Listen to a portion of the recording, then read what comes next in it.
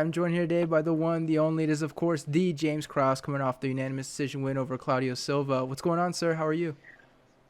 I'm good, man. Glad to be back home. I'm sure. How was the whole Fight Island experience for you? I've talked to a lot of fighters, and it sounds like it's a little bit tougher than it would seem looking at it from the outside. I'm gonna switch my phone over here real quick so my camera's on the right side. Yeah, it's a different animal, obviously. The sleep schedule is really really tough, man. I fought at like 3:30 in the morning, I think. So, just getting used to that. Like you have a 15 and a half hour flight from Vegas is where I came from, and then there's a 9 hour time change. But when you get there, you're not even on that time zone. You know what I mean? So it's just really difficult. I think I was getting like 1 or 2 hours a day of sunlight. It's just tough. There's a lot of different X factors at play that you normally don't have to deal with on fight week. So yeah, it's just a different ball game. It's tough. Did you lack sleep going into the fight? Because I think some people haven't mentioned, but when I've talked to fighters, it sounds like a lot of guys have lacked sleep because of that sleep schedule. Uh, no, I mean I don't say lack sleep, like maybe lack quality sleep. Yeah. Like for me, the way I timed mine out, it would have been like I fought a normal time back home. So it was fine. It was good enough or whatever. But uh, yeah, I mean it's you definitely the quality is not as good because you are at different times, right? Like you're at different times of the day. Uh, the light messes me up. Like I have a hard time sleeping when it's light out. So just a bunch of little factors that you don't think are going to be factors until you get there come into play. And it sounds like a lot of guys had issues with boredom. I mean, there's a ton of quarantining. You can't go out and do stuff. Was that an Yep. issue for yourself? No, no, I don't think so. I'm pretty good. I mean, I'm there for business. You know what I mean? I'm not there for pleasure. So, uh, I'm there for business. I'm good about resting and keeping my mind focused and on the task at hand. But yeah, I mean, it'd be nice for definitely more stuff to do. That's for sure. All right, let's talk about your fight a little bit. Obviously, it was a great performance. The judges thought so as well. And we know they can be a little bit weird sometimes, but how do you look back on your performance in that fight? Uh, given without taking circumstances into play, I give myself like a C minus, D plus. With the circumstances at play, I thought I did really thought I did what I needed to do to win. The knee and 13 days notice that obviously didn't help me any. Uh, but if you don't take those factors into play, I thought it was I don't want to say poor, C minus, C somewhere in there. Like it wasn't my best work, it wasn't my worst work. But like I said, with a torn knee in the first round and 13 days notice, I felt like I fought the way I needed to fight to win. Uh, I thought I did the things I needed to do to win and win decisively. And so, how do you make it through the fight with you mentioned the torn knee? Like, is that down to mental toughness? Is it the adrenaline that sort of hides some of that pain? How do you make it through the fight with something like that? No, it definitely hurt like hell in the fight. So the adrenaline, I'm sure the adrenaline helped. But I say mental toughness. It's funny, one of my fighters asked me this, and I kind of had to talk about it after practice. Like, I've been doing this for a long time. This month is 14 years for me. So I've got a lot of fights, probably close to 70 fights pro amateur. Um, for me, it's knowing like if I can deal with this next 10 minutes, right? So this happened with about 1 minute left in the first round. It was actually about the 50-second mark in the first round left. So if I can deal with the next 11 minutes of pain, I can walk away and be proud of myself, win, lose, or draw. But if I quit, I have to deal with that decision for the rest of my life. And I've been in situations where I've seen people do that, and I've been in situations where maybe not have been an injury, but like maybe I should have done more, I could have done more, or you know what I mean. Like you never want to walk out of a fight wishing that you could have done more, or you should have went for it and you didn't, because that stays with you. And just quitting wasn't really an option for me. You know what I mean? Like it wasn't. I feel like I'm a problem solver. You know what I mean? Like so, like there's a puzzle in front of me with Claudio Silva. Hasn't been beaten in the UFC or ever really. His loss is a DQ, so he beat himself. Hasn't lost in 14 years. So like I have this puzzle in front of me, right? And I feel like in the middle of the fight, by the time my knee hurt, I felt like I already had the puzzle figured out. So when my knee got hurt, it was just another little small puzzle that I had to overcome. I just didn't really think about it. You know what I mean? Like you just adapt and overcome. And I actually just posted this on my Instagram. I feel like winners find ways to win. You know what I mean?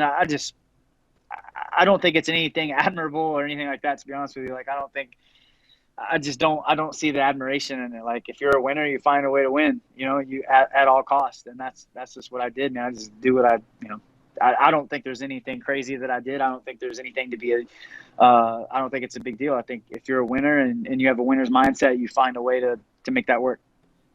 For sure. And you did find a way to make it work, right? The judges agreed and everything, got all 3 rounds. But listen, for you as a coach, because you do fight at a high level, but you also coach at a high level, do you feel like when you go back and look at your performances, are you extra critical because you're looking for maybe more stuff than a fighter who wasn't coaching would also be doing?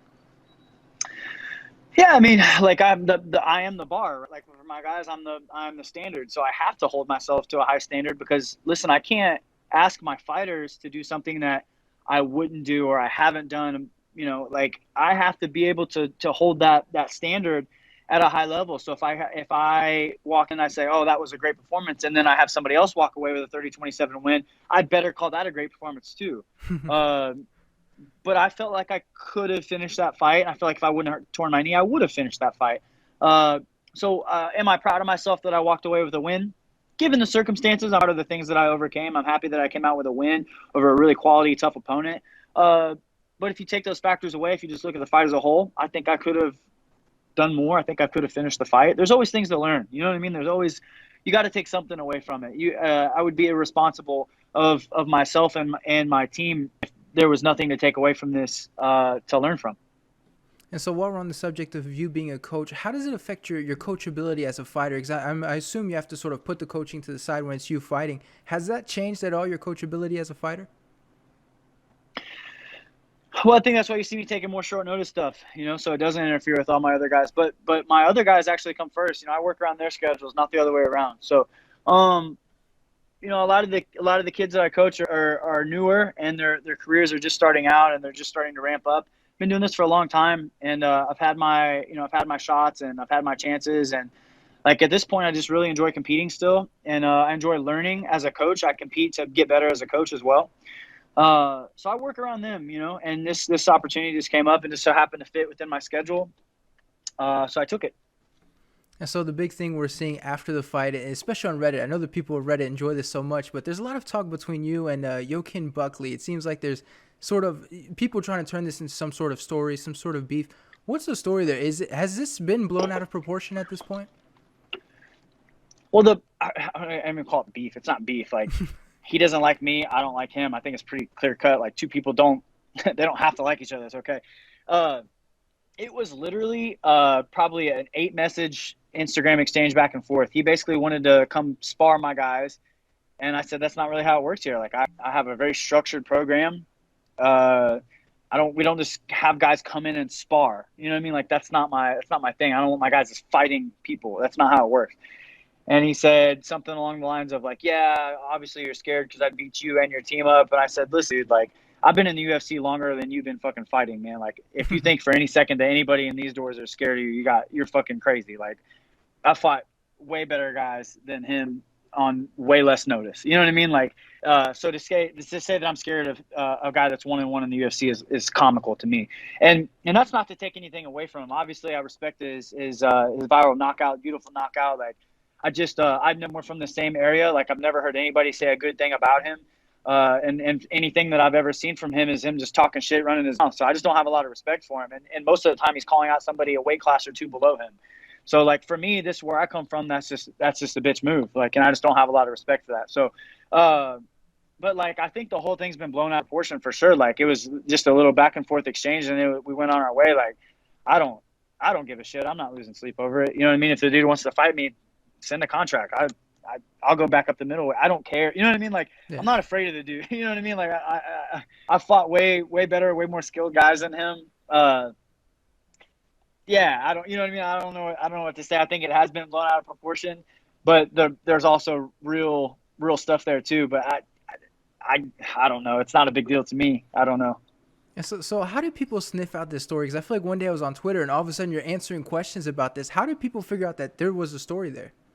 He called me out after his win. He said he wanted to fight me next. So No, and that's people are right. saying That's that right. I said the first shit. I didn't say anything. He wanted to fight me. Okay, cool, let's fight. Like dude, don't think that you're gonna say something about me and I'm not gonna say something back. That's not how it works. You know what I mean? So like, uh, that's definitely not how it works. You're not gonna run your mouth about me and then not hear from me whenever it's my turn. You know what I mean? Like, so he said he wanted to fight me, and I said, okay, cool, I'm fight. Whatever. Like, so people ask me like, what's his deal? And I said, well, he got pissed off because I told him to get lost whenever he asked me to come train. That was it. You know what I mean? Like that's pretty much all it is. But if he wants to fight me, dude, like, send a contract.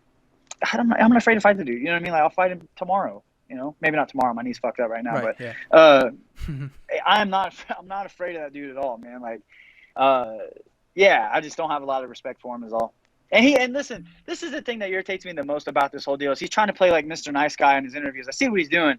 Man, all he fucking does, there's a reason he's kicked out of every gym in St. Louis. Like Ariel asked him, how come you don't want to train with Tyron? How come you're not training here? How come you're not training there? And he wants to, I don't know, man. I don't bullshit, dude. Bullshit. Like anybody in this area knows him. Anybody from the St. Louis area. Sean Woodson's from that area. Ask Tyron Woodley from that area. Anybody in the UFC, ask him from that area and see what they say about him. He's playing this nice guy bullshit. And all he does is run his mouth and try to people in practice. He's a terrible teammate. He's got a bad attitude, and nobody wants him in their gym. That's the bottom line. And I don't want him in mine. I think that's also why it created such a big story. Because I saw on Reddit, he did the interview with Ariel. He's holding the baby and stuff. And people were like, "Oh, what a wholesome." But Yeah. and then you came out, and it seemed like everybody's like, "Whoa, wait a minute. What's going on here?" Listen, man. look at my track record. How many times have you seen me in the last? I've been in the UFC since 2013. How many times have you seen me talk about somebody like this? Yeah. Never. That's true. I'm good with everybody, bro. If I have a problem, like I don't bullshit about this stuff. I'm not gonna make something up. You know what I mean? Like who's got more trust? Who's got more trust with the MMA media between him and I? He's done he's got 2 fights in the UFC. I have fucking almost 20. You know what I mean? Like I don't. You know what I mean? Like if they want to take his side, I really don't care. You know what I mean? I don't have anything to prove to anybody, but like the story he's trying to paint. Ask Kevin Holland. Ask Kevin Holland how nice the guy is. Holland won't even tell you the shit he was saying. You know what I mean? Like it's just it's comical that he's trying to play this nice guy. He's not. He's got a shitty attitude. He's a bad teammate. He's a bad team partner, and I don't think he's a good person either. And that's why I don't like him. And it is what it is. Like I don't like the guy, but I'm not gonna like. It's not a big deal to me. You know what I mean? I don't have to like him. He doesn't have to like me. I'm fine with that. I sleep fine at night.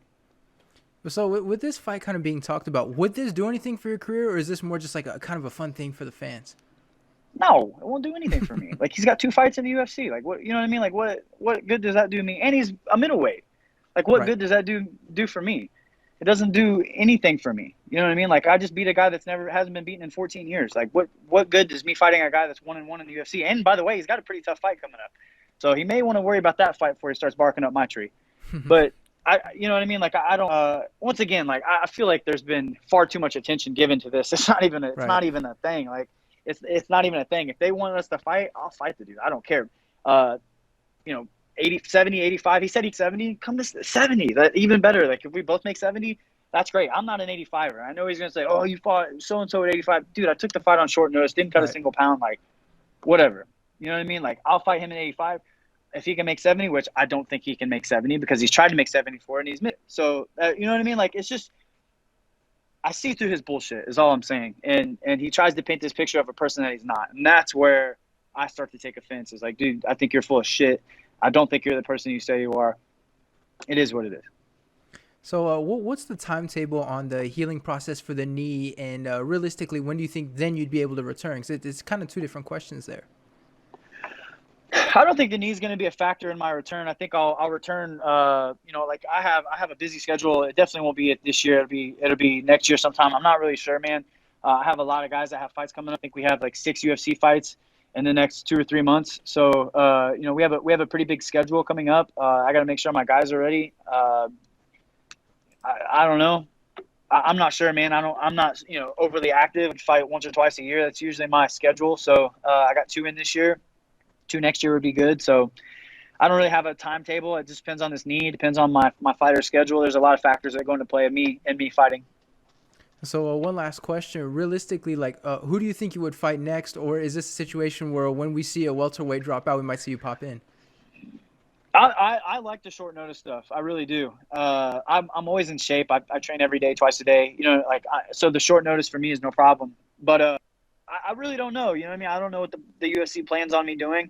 I like short notice though. I really do. I don't mind it. I know they're starting to call me a little bit more for it, so I'm game, man. You know, I don't really know what direction. I haven't talked to anybody yet. You know what I mean? Like it's still new, so I haven't really told anybody about a direction that we want to go or anything like that. But yeah, I mean, I'm not sure. I think there's some big fights in my future though.